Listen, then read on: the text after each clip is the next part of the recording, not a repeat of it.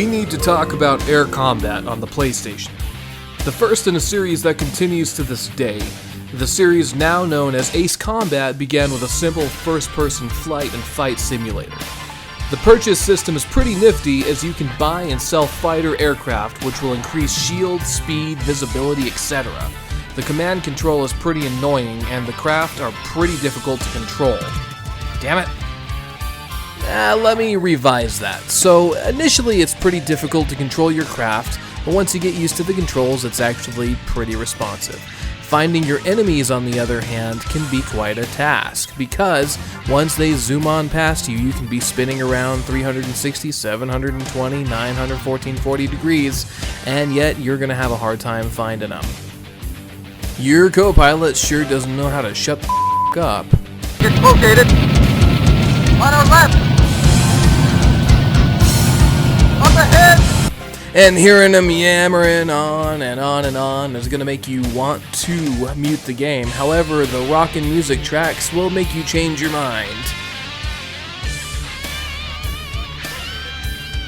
Air Combat was released by Namco September the 9th, 1995 in the North American market, and it is a launch title for the PlayStation.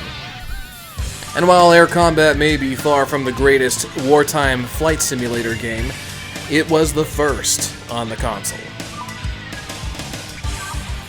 Now it's time for a pros and cons list. The first pro and con is going to have to be the graphics. While the graphics do look pretty decent for a PlayStation game, especially a launch title, there just simply isn't enough detail, especially on the ground. There is just the fighter jets and the terrain. Moving on. The controls are pretty decent. Little hard to get used to perhaps at first, but then they get quite a bit easier, and good controls definitely weighs heavily on my scale of whether a game is going to be good or bad. The camera is of course a positive, it's a pro if you will, as it has that first person perspective, and it seems to fit everything in frame rather nicely. And I'd say as far as gameplay is concerned, it's pretty fun, however it gets stale rather quickly as there's not a lot of variety in Air Combat. And one last pro that I'll mention is Air Combat's got some pretty sweet sound effects and music tracks. And for those reasons, I'm going to give Air Combat for the PlayStation a C.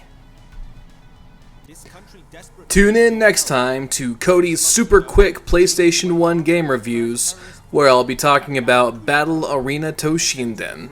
Have a good one.